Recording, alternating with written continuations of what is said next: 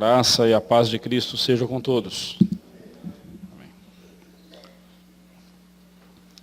Encerrando a nossa exposição do Salmo 51, abra sua Bíblia lá, por favor. Salmo 51, os versículos 13 a 19. Salmo 51, 13 a 19.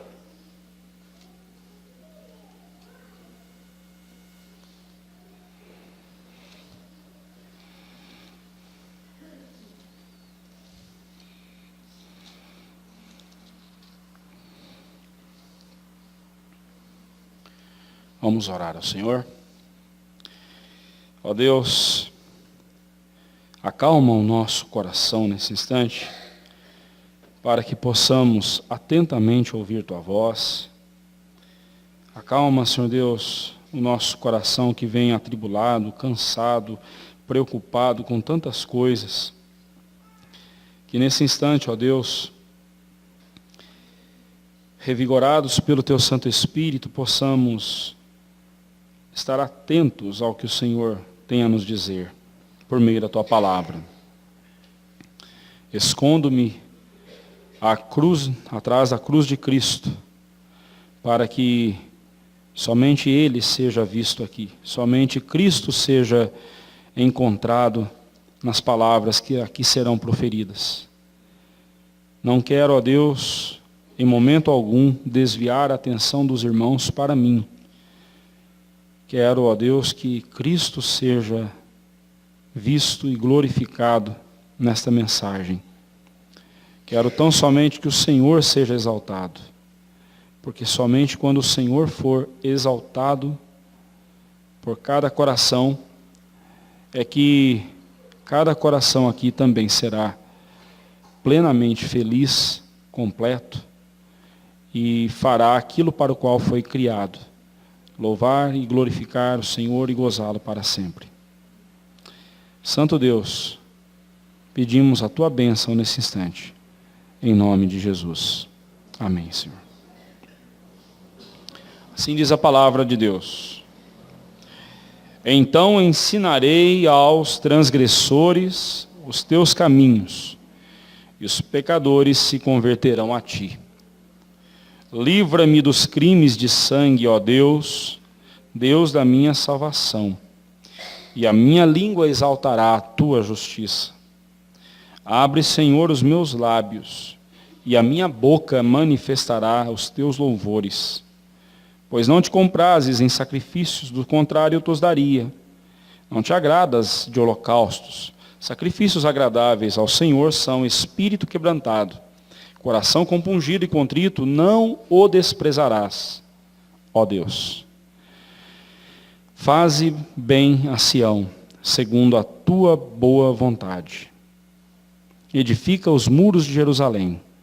Então Te agradarás dos sacrifícios de justiça, dos holocaustos e das ofertas queimadas, e sobre o Teu altar se oferecerão novilhos. Nós temos visto no Salmo 51 os anseios de um coração arrependido. Nós já tivemos a oportunidade de ver que um coração arrependido, ele anseia pelo perdão de Deus. Um coração que se arrepende dos seus pecados, ele se arrepende e ele deseja ser perdoado por Deus.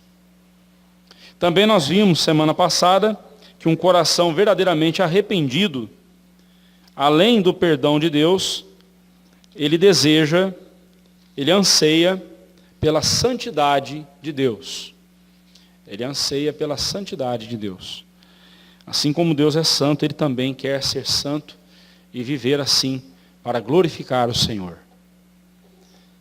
Hoje nós veremos o terceiro anseio de um coração arrependido, conforme o Salmo 51. E este terceiro anseio é pela glória de Deus. Já vimos semana passada sobre a santidade de Deus. E desejar ser santo como Deus é santo, isso é expressão de um coração que entende a sua finalidade, o porquê da sua existência. Porque Deus disse, sede santos, porque eu sou santo. Agora, é impossível nós querermos uma vida de santidade com Deus, se não tivermos apego pela glória de Deus. Se não formos apegados à glória de Deus. No breve catecismo, ou mesmo no catecismo maior, a primeira pergunta de ambos os catecismos tem a ver com a finalidade da nossa existência. E a finalidade da nossa existência, a finalidade pela qual nós fomos criados por Deus, foi para que nós vivêssemos para a glória de Deus e fôssemos felizes, completos, plenos, vivendo para a glória de Deus. A finalidade da nossa existência é a glória de Deus. E quando a nossa vida aqui terminar, o que está à nossa espera é a glória eterna de Deus. E quando Cristo voltar para buscar a sua igreja, ressuscitar os mortos, transformar os crentes que estiverem vivos, receberão corpos gloriosos. É a glória de Deus que revestirá a nossa vida, que revestirá a nossa existência. Não há algo pelo qual mais deveríamos desejar nesse mundo do que a glória de Deus. E isso quer dizer, num primeiro momento, que a glória de Deus tem a ver com todos os seus atributos, tudo aquilo que envolve as qualidades de Deus. Deus, Ele é santo, Ele é eterno, Ele é puro, todo-poderoso, majestoso, justo, misericordioso, infinito em seu poder, imutável, bondoso, bendito, soberano, Rei dos reis, Senhor dos senhores, cujos olhos ninguém viu e nem jamais é capaz de ver, homem algum pode ver a glória de Deus, pode ver Deus. Porque Ele é o Deus que está acima de tudo, Ele é o Deus santo. Tudo o que envolve a glória de Deus, tudo o que envolve a glória de Deus, nesse primeiro momento, deve ocupar então a nossa mente. Mas desejar também a glória de Deus, irmãos, o som não está funcionando bem, tem algum barulho aqui que está incomodando, por favor. Além disso, além de olharmos para a glória de Deus e desejarmos a glória de Deus e esperarmos que em tudo Deus seja glorificado em nossa vida, também nós devemos entender que a nossa alma só pode se satisfazer verdadeiramente se estiver em Deus. A nossa alma só terá plena satisfação se realmente ela se entregar a Deus e reconhecer que Deus é o seu maior tesouro.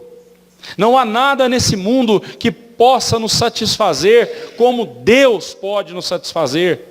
O nosso coração foi criado para a glória de Deus. Eu gosto muito de uma ilustração que C.S. Lewis usa para falar sobre isso. O homem que não se deleita na glória de Deus, ou a pessoa que não compreende que a sua vida só tem sentido se for vivida para a glória de Deus e envolta na glória de Deus, é semelhante a uma criança brincando no quintal. Ela vai passar um tempo, alguns dias na praia. Só que ao invés de ir para a praia e deliciar-se com a beleza do mar, deliciar-se com as alegrias na praia, essa criança fica no quintal da casa que ela está hospedada, brincando com bolinhos de barro. Ela vai para o quintal e fica brincando com bolinhos de barro. Mal sabe ela o que a aguarda, a beleza que a aguarda na praia, a imensidão do mar, a beleza do mar. Mas ela se entretém ali com bolinhos de barro. E muitas vezes na nossa vida nós fazemos isso. Nós ficamos nos entretendo com bolinhos de barro, com coisas insignificantes dessa vida, quando nós deveríamos ter o nosso coração cheio da glória de Deus. Deveríamos viver uma vida impactada pela glória de Deus, desejando a glória de Deus. Nesses versos finais, Davi vem nos mostrar justamente isso. Alguém definiu que a pregação do Evangelho é como um mendigo contando a outro mendigo onde encontrar pão. Por isso mesmo Davi, ele diz assim, depois que ele fosse perdoado por Deus, depois que ele fosse santificado por Deus como ele desejava, depois que ele recebesse um novo coração, depois que nós vimos que ele desejava que Deus criasse nele um novo coração, e é isso que o ser humano precisa. O ser humano não precisa de melhoras, o ser humano precisa de um novo coração, de um novo nascimento. Davi, depois de dizer que ele queria que Deus lhe restituísse a alegria da salvação que ele havia perdido, não a salvação, mas a alegria da salvação, porque o pecado faz isso conosco. O pecado não pode fazer-nos perder a nossa salvação, mas ele faz com que nós percamos a alegria da salvação. E é muito comum encontrarmos crentes abatidos, deprimidos, porque não confessam seus pecados, estão amarrados no pecado, arrastando o peso do pecado consigo, quando já deveriam ter deixado de lado o pecado, confessado, pedido perdão, sido perdoados, e voltar a ter a alegria de serem salvos, de serem filhos de Deus em seus corações, mas não experimentam isso porque ainda estão presos no pecado, voltaram a se escravizar no pecado. Não brinque com o pecado, irmão. O pecado vai cobrar caro de você, o pecado te levará longe demais, a ponto de que somente a graça de Deus poderá te buscar de volta. Não brinque com o pecado. Porque o pecado pode tirar do seu coração a alegria da salvação. Mas Davi, depois de perceber tudo isso, depois de receber o perdão de Deus, ou ele alimentando a esperança de ser perdoado por Deus, ele disse que após ele ser perdoado por Deus, então ele ensinaria aos transgressores os caminhos de Deus. Esse é o motivo para o qual você e eu fomos salvos. Levar outros a adorarem ao Senhor. No Antigo Testamento havia a tribo de Levi, entre as 12 tribos de Israel, cabia à tribo de Levi ensinar o povo a adorar a Deus. Cabia aos levitas, aos sacerdotes, ensinarem o povo a adorar a Deus. Eram os sacerdotes que diziam como é que tinha que ser o culto. E o povo tinha que seguir as ordens que eles mostravam. No Novo Testamento a Bíblia diz que Deus, em Cristo Jesus, nos fez nação de sacerdotes. Nós somos raça eleita, sacerdócio real. Hoje cada um de nós somos sacerdotes de Cristo. Ele é o nosso sumo sacerdote. E como sacerdotes de Cristo neste mundo, o nosso dever é ensinar as pessoas a adorarem a Deus. E não entretê-las com coisas que não têm sentido. E meus irmãos, eu fico pasmo de ver como que os crentes têm sido habilidosos em criar entretenimento, especialmente para jovens e adolescentes e as crianças.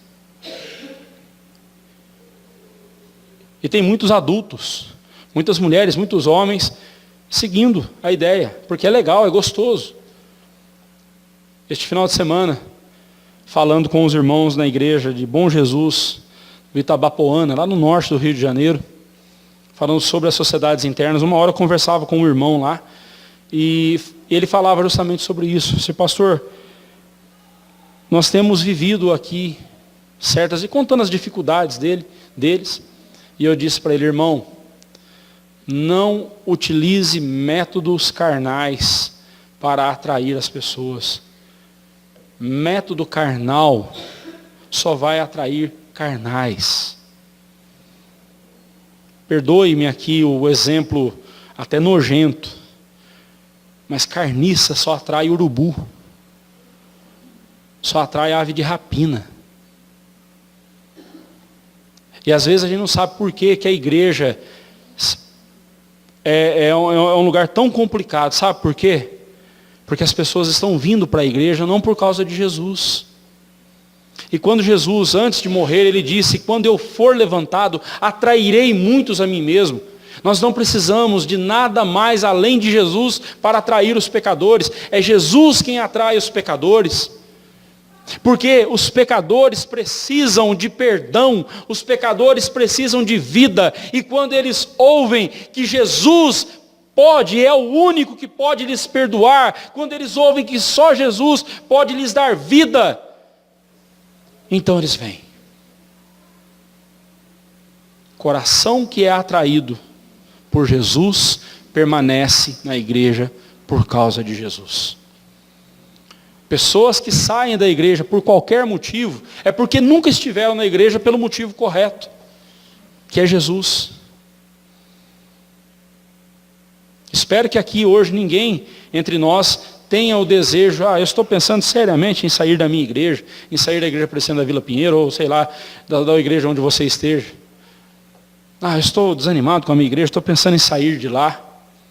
A menos que a sua igreja esteja pregando heresia, a menos que a sua igreja esteja fazendo coisas erradas, mesmo assim ainda você deve permanecer lá, porque se você sabe o que é certo, se você sabe o que deve fazer o bem e não faz, nisso você está pecando, diz a palavra de Deus. Então se você sabe que deve corrigir o erro, fique lá e ajude a corrigir o erro. Mas se a igreja toda se desviou e foi para caminhos heréticos, então é melhor você sair mesmo. Mas se você não estiver lá por causa de Jesus, você vai sair por qualquer motivo. Pensando na vida cristã, quem abraça a vida cristã por qualquer motivo que não seja Jesus, vai abandonar a vida cristã na primeira tribulação que vier. Somente Jesus pode nos atrair para a vida, porque só Ele pode nos vivificar. E Davi disse isso: quando eu for perdoado por Deus, quando eu for restaurado por Deus, eu vou ensinar os transgressores o caminho do Senhor. Eu vou atrás dos perdidos, eu vou atrás dos pecadores, e lhes ensinarei o caminho do Senhor. Eu vou anunciar-lhes o caminho do Senhor, e os pecadores se converterão a ti.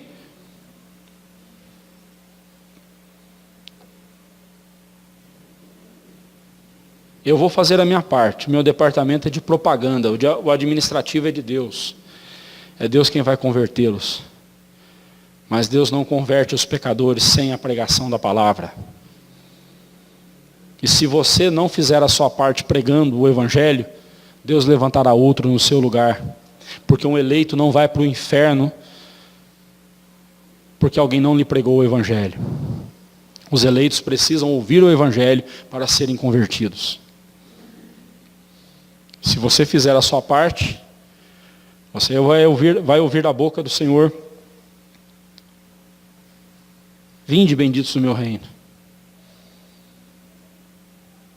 Porque você foi obediente ao Deus que te salvou. Se você não faz a sua parte, se você não prega o evangelho, se você não obedece a Deus, é bem provável que nem salvo você seja. Se você não está preocupado em anunciar o caminho da salvação aos transgressores, aos pecadores, é bem possível que nem salvo você seja. E digo isso, meus irmãos, com pesar no meu coração. Porque é impossível conduzirmos outros no caminho do Senhor quando nós mesmos não estamos nesse caminho. Volta e meia eu escuto alguém dizer, eu ouvi isso da boca de um padre famoso, e já ouvi muito crente repetindo e falando: aquele padre falou isso. Você precisa tomar cuidado com o que você ouve por aí. Esse padre diz, nós somos uma placa indicando o caminho. Mas preste atenção, nenhuma placa que indica o caminho anda no caminho. Você já viu alguma placa andando no caminho? Você não é placa, irmão.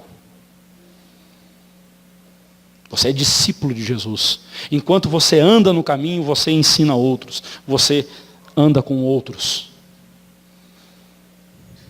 A nossa vida, sim, mostra o que Deus tem feito. Mas nós não somos placas, objetos estáticos, ali só dizendo o caminho. Hoje mesmo eu passei por várias placas, nenhuma delas veio comigo. Nenhuma delas veio correndo atrás de mim. Até porque se viesse eu também saía correndo, né? Ia ficar muito esquisito. Nós, enquanto andamos no caminho, apontamos o caminho. Você não diz, vá nessa direção. Não, você diz, venha nessa direção. Venha comigo.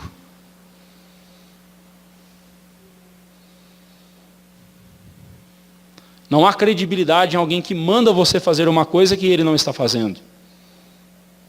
Faça o que eu mando, mas não faça o que eu faço. Isso é placa. Placa que faz isso. Estou mandando você naquela direção, mas eu mesmo não estou indo. Eu estou aqui estático.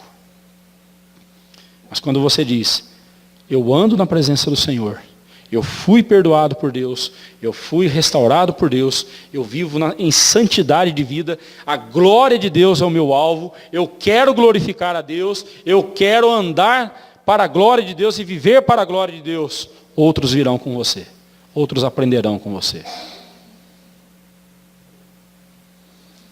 E é mais fácil aprender quando alguém faz conosco, né? Agora há pouco mesmo ali, eu apanhando na partitura, o César ficou do meu lado e foi solfejando. Aí, opa, ficou mais fácil, eu consegui fazer. Quando alguém faz ensinando, é mais fácil do que alguém falando, mas não fazendo. Se você não vive Jesus, se você não vive para a glória de Deus, a sua pregação vai cair em ouvidos moucos. Ninguém vai prestar atenção. Mas se as pessoas olharem para você e ver que você deseja a glória de Deus, que você não se preocupa com mais nada a não ser ouvir da boca de Jesus, vinde bendito do meu reino, entrai no gozo do teu Senhor. Se as pessoas virem isso em nós, elas ouvirão o que nós temos a dizer. É claro que quem vai operar no coração delas é o Espírito Santo de Deus. Mas o Espírito Santo de Deus usa testemunhos, testemunhas vivos para a glória dele. Sejamos nós essas testemunhas. Olhando, mas Davi, quando olha para si, observe que ao mesmo tempo ele tem um conflito em seu coração, ao mesmo tempo que ele deseja a santidade de Deus, ele deseja a glória de Deus, ele quer levar outros a viver para a glória do Senhor, ele também se depara com a sua pecaminosidade, e ele diz no verso 14, livra-me dos crimes de sangue, ó Deus. Davi, ao mesmo tempo que olhava para a santidade de Deus, olhava para as suas mãos e via suas mãos cobertas com o sangue do inocente Urias. Aquele a quem ele mandara assassinar, porque ele adulterara com a sua esposa, com a esposa daquele homem. Tentou acobertar o seu adultério, mas não deu certo. Ele não contava com a hombridade de Urias, com a honradez de Urias.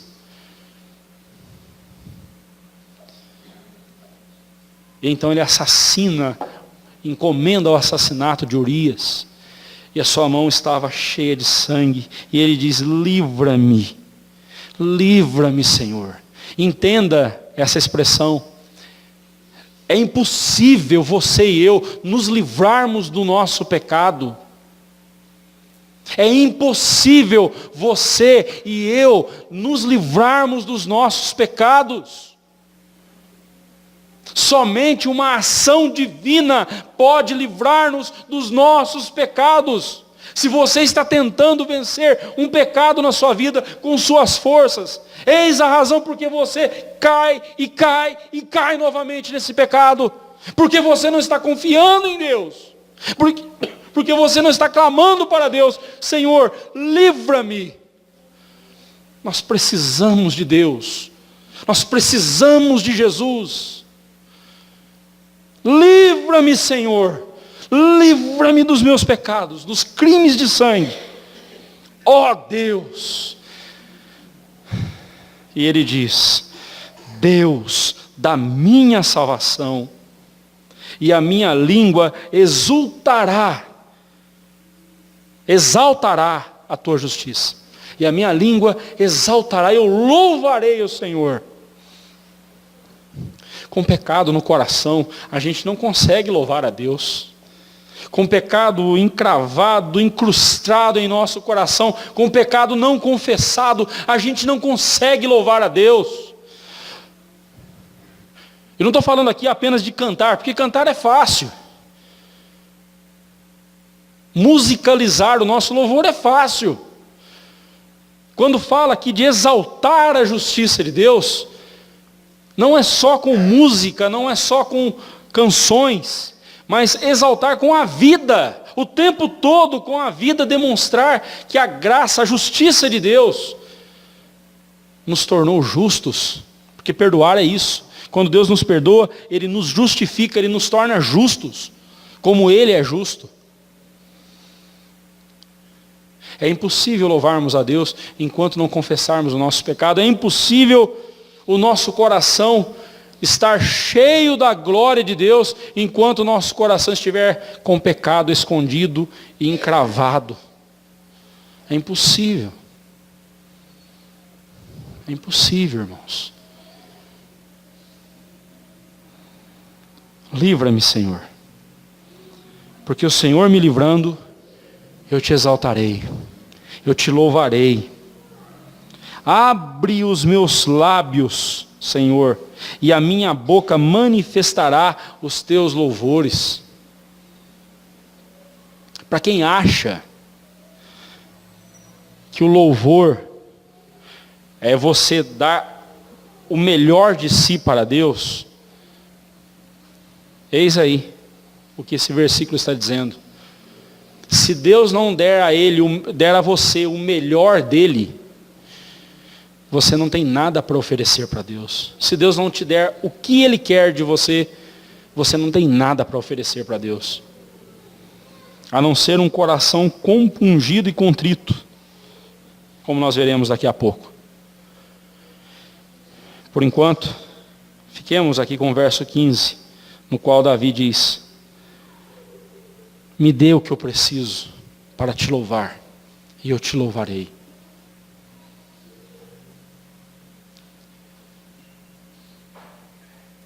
Por isso que eu não posso concordar com aquele ensinamento chamado de graça preveniente que os arminianos ensinam. O que é a graça preveniente que os arminianos ensinam?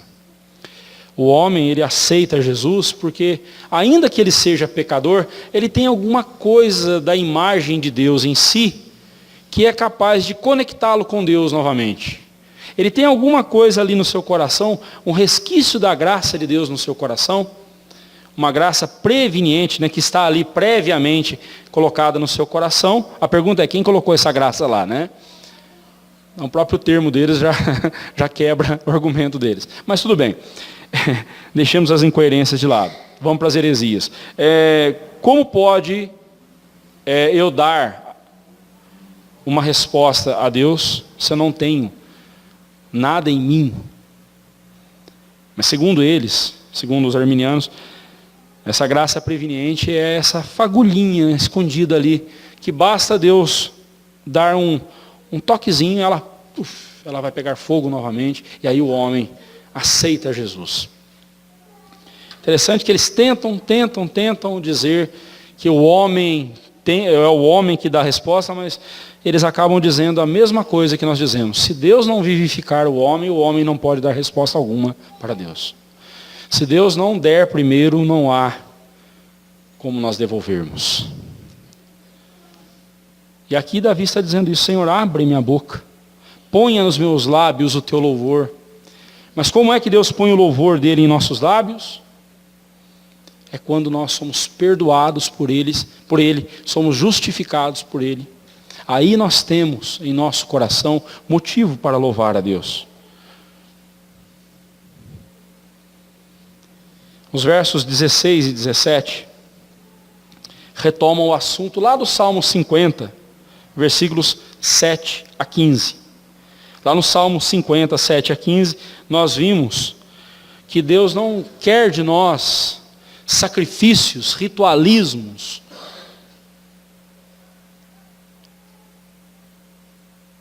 Vazios. Deus não quer de nós sacrifícios e mais sacrifícios. Lá no Salmo 50, verso 7 a 15, o salmista fala, Deus, como se fosse Deus falando, meu é o bosque e todas as alimárias do campo. Se eu quisesse carne, eu pegaria qualquer um dos meus animais e faria dele um churrasco. Se eu quisesse sangue, eu tenho todos os animais a meu dispor. Todos os animais do bosque são meus. Mas não é isso que eu quero, diz o Senhor. E aqui no verso 16 ele diz, pois não te comprases em sacrifícios. Se o Senhor tivesse prazer em sacrifícios de animais inocentes, Davi diz, eu daria tudo para o Senhor. Eu pegaria todos os animais que estão aqui no meu reino e os sacrificaria ao Senhor. Não te agradas de holocaustos.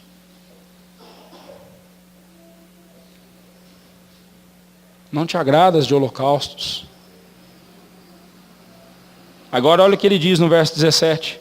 Sacrifícios agradáveis a Deus são o espírito quebrantado. Coração compungido e contrito não desprezarás, ó Deus. A palavra quebrantado, espírito quebrantado, literalmente significa fraturado, despedaçado. Um coração compungido e contrito significa um coração esmagado, moído, esmiuçado, pequenininho ali em pedaços pequenos, estilhaçado. Mas por que isso agrada tanto a Deus? Por que isso agrada a Deus? É a pergunta. As palavras coração e espírito aqui são sinônimas e apontam para a sinceridade do adorador. A essência do adorador. Não adianta nada eu consagrar a Deus talentos se eu não consagro a Ele o meu coração. É igual a história de um... Eu não o conheci pessoalmente, mas a história dele ficou famosa lá no Instituto Bíblico Eduardo Lani, onde Janaína e eu estudamos, a Nádia também estudou, lá no IBEL. Aí disse que havia um rapaz lá que tocava pandeiro. Aí um dia um dos colegas lá chegou e falou assim, rapaz, toca aquele sambinha lá, Trem das 11, daquele conjunto, um nome meio esquisito, Demônios da Garoa. Aí ele pegou, de jeito nenhum, o meu pandeiro é consagrado ao Senhor, só toco louvores ao Senhor. E ele, desculpa. Ficou com uma cara desse tamanho de vergonha. No dia seguinte, aquele do rapaz do pandeiro estava na quadra de futebol, jogando bola. Aliás, ele foi para jogar bola, mas a bem da verdade, ele foi para chutar a canela do pessoal. Disse que era um cavalo. Dava mau testemunho, xingava e dava coice em todo mundo lá. Aí esse rapaz falou assim, só o seu pandeiro que é consagrado, né, miserável? Só o seu pandeiro que é consagrado, né? Deus não quer coisas consagradas, irmãos. Por isso que é uma coisa absurda, né? Vamos ungir as caixas de som da nossa igreja. Bem, unção já é coisa esquisita mesmo. Por si só já é uma aberração, já é um retrocesso. Não sei nem por que na IPB foi aprovado isso, mas tudo bem. Já é um retrocesso. Espero que agora no Supremo Concílio, agora em julho, essa aberração caia de vez na igreja, porque não faz sentido ungir com óleo. Não faz sentido, isso é um absurdo. Mas tem gente que gosta de passar óleo em tudo, né? Comprou um carro novo, vai ungir o carro. Te pergunto, que diferença tem do catolicismo? Do cara que compra um carro e vai lá em Aparecida do Norte para o padre benzer o carro. Qual a diferença? Não tem diferença nenhuma. Por isso que não tem moral para poder falar do pecado do outro. É interessante como nós queremos consagrar coisas para Deus, mas não consagramos o nosso coração a Deus. E meus irmãos, Deus não está procurando coisas consagradas, Deus está procurando adoradores que o adorem em espírito e em verdade, corações consagrados a Ele, porque corações consagrados a Ele saberão usar as coisas do jeito que elas têm que ser usadas. Agora um coração quebrantado, um espírito quebrantado, um coração compungido, por que isso agrada ao Senhor? Porque espírito quebrantado, coração compungido, significa que não há espaço para o orgulho, para a arrogância. Uma pessoa cujo coração está dessa forma, essa pessoa não é arrogante. Essa pessoa chega humilde na presença do Senhor. E chega se humilhando na presença do Senhor, clamando o perdão de Deus, clamando pela misericórdia de Deus. Um coração quebrantado na presença de Deus, ele não se ilude com as riquezas desse mundo, com as glórias desse mundo. Ele só quer saber da glória de Deus, só quer saber da glória do Senhor. Em outras palavras, esse coração só quer Deus. E o que diz o verso 17? No final, um coração dessa forma, Deus não desprezará. Deus não desprezará. Encerrando o Salmo com o verso 18 e 19, quando Davi faz essa oração: faze bem a Sião, segundo a tua boa vontade. Observe o que um coração humilde, como ele ora a Deus. Senhor, faz o bem conforme o que o Senhor quiser fazer. Não sou eu que digo o que o Senhor tem que fazer. É o Senhor que faz o que o Senhor sabe que deve ser feito, de acordo com a tua vontade. Jesus orou desse jeito. Pai, se possível, passa de mim esse cálice. Contudo, não seja como eu quero, mas sim como tu queres. O crente não chega exigindo nada para Deus. O crente não chega determinando, não chega pondo Deus contra a parede, como algumas seitas estão ensinando por aí. Você tem que pôr Deus contra a parede, porque Ele prometeu, Ele tem que fazer. Deus não tem que fazer nada, meu irmão. Deus não é obrigado a nada, a você nem a mim. A única obrigação de Deus é com Ele próprio. E Ele é fiel a Ele mesmo. E Ele nos abençoa porque Ele é fiel a Ele. Ele prometeu fazer isso. Ele não vai descumprir a sua palavra. E isso é o bastante para mim, eu não preciso de mais nada. Eu não preciso de prova alguma a mais, só essa me basta. O compromisso de Deus é com Ele mesmo. E Davi então ora: Senhor, edifica os muros de Jerusalém. Possivelmente ele estava pensando aqui nos muros que ele começou a reedificar, cercando Jerusalém, mas Salomão, seu filho, é quem terminou, conforme você pode ver lá em 1 Reis, capítulo 3, verso 1. Possivelmente Davi estava pensando nisso. E aí ele disse: então te agradarás dos sacrifícios de justiça, dos holocaustos e das ofertas queimadas, e sobre o teu altar se oferecerão novilhos. Observe que aqueles que gostam de falar mal da religiosidade, né? Hoje em dia é muito comum você ouvir os crentes dizer isso, né? Deus não quer saber de religiosidade. É verdade, Deus não quer hipocrisia. Deus não tolera hipocrisia. Se por religiosidade você está dizendo hipocrisia, eu concordo com você. Agora, se por religiosidade você está falando de uma vida devota ao Senhor, de um culto prescrito por Deus e obedecido conforme Deus quer que Ele quer ser adorado, aí eu discordo.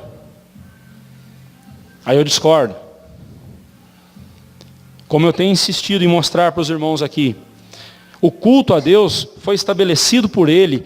Nós não temos direito de ficar inventando coisas no culto do Senhor. O culto a Deus basicamente é adoração por meio de cânticos, de salmos, de hinos de louvor ao Senhor, como diz a nossa confissão de fé, oração e leitura da palavra e a administração correta dos sacramentos. Culto é isso. Fora disso, é qualquer outra coisa menos culto. Nós não temos que ficar inventando coisas. Levante agora, dá um abraço no seu irmão, diga para ele que você o ama, mas termina o culto, você passa igual um trator em cima dele. Que conversa é essa? Que bagunça é essa? Perdeu-se a reverência no culto.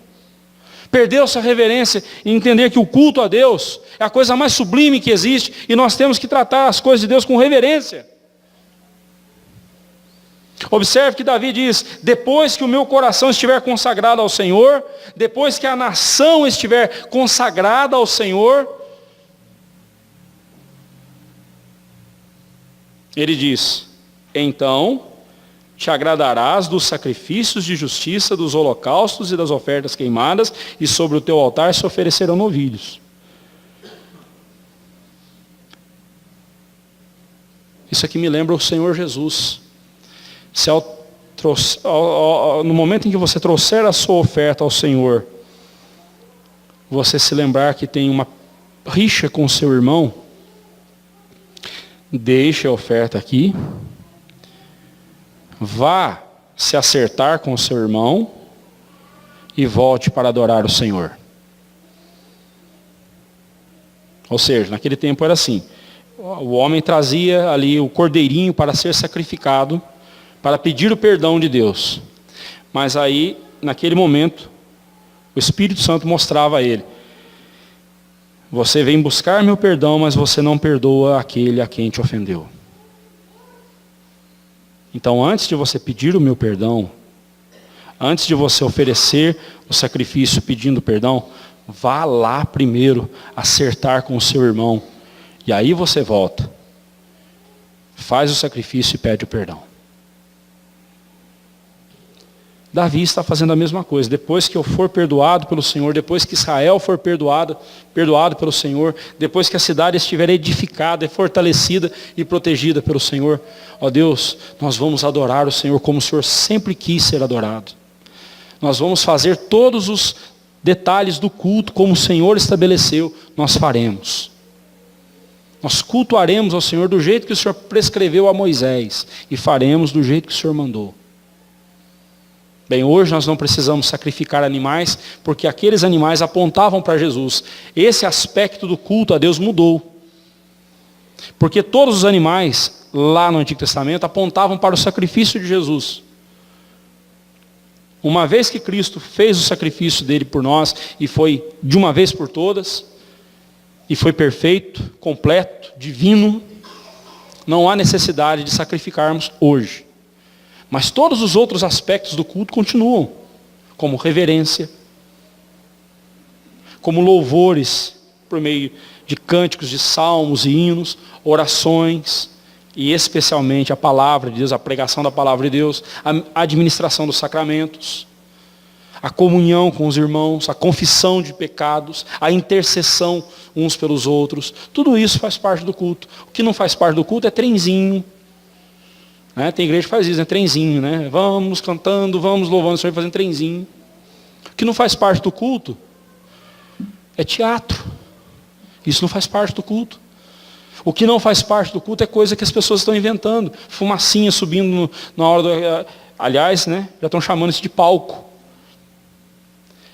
Eu não sei qual a dificuldade dos crentes entenderem que esse lugar aqui é púlpito, só isso. É o lugar de onde se prega a palavra de Deus. Tem gente que chama esse lugar de altar. Isso aqui não é altar, nós não somos católicos.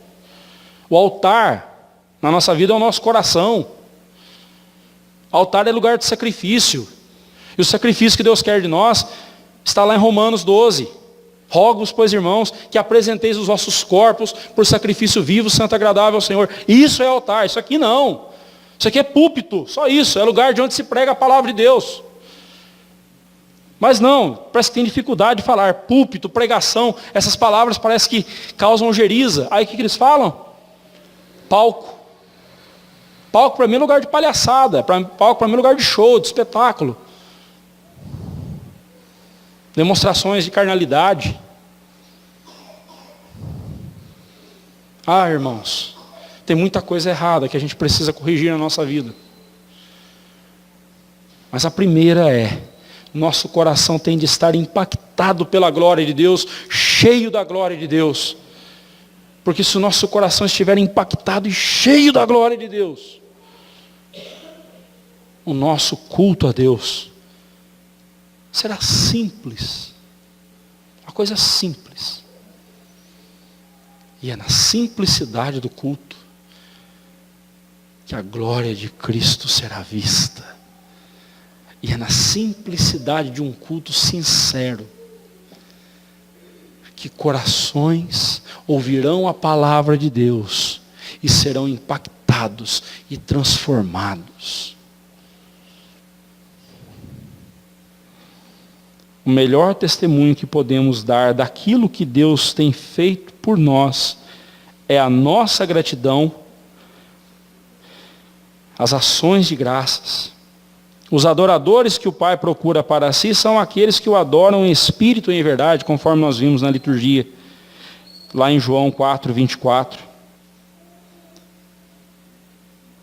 23 e 24. Isto é, um coração contrito, compungido, que entende que precisa ser recriado por Deus e restaurado pelo seu amor. Glorifique a Deus, renda louvores e demonstre sua gratidão a Ele diante das pessoas. Demonstre o quão maravilhoso Ele é e que nada neste mundo é mais importante do que Deus para você. Apresente a Deus este seu coração estilhaçado, humilhado, humilde.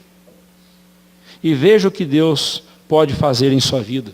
O desejo de exaltá-lo seja o principal desejo e anseio do seu coração, meu irmão. Porque afinal de contas é para isso que Deus nos perdoou, é para isso que Deus nos santifica, é para que vivamos para a sua glória.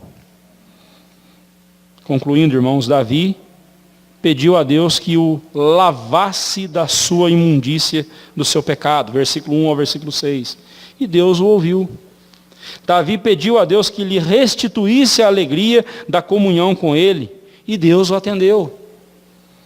Davi pediu a Deus que o usasse diante do povo, para que Deus fosse proclamado, exaltado e adorado por ele e por outros. E Deus lhe concedeu. Em todos esses pedidos, Davi deixou claro que Deus era o anseio do seu coração. O coração que anseia por Deus sempre será atendido por Deus. Deus não ouve a pecadores, mas aqueles que o amam e o obedecem, a estes Ele ouve, diz a palavra de Deus. Um coração que experimentou o amor de Deus e foi regenerado por Deus, clamará por Deus e o desejará mais do que tudo. Não dê espaço para o pecado em sua vida. Não se cale diante do pecado, nem seu e nem dos outros, e nem o ignore. Ele definhará a sua alma. Ele definhará a sua alma, como fez com a de Davi. Mas depois que ele foi restaurado, depois que ele foi transformado, ele louvou ao Senhor e viveu para a glória do Senhor. Que assim seja a nossa vida, irmãos. Todos os dias, Deus seja glorificado e seja a glória do nosso coração. Amém.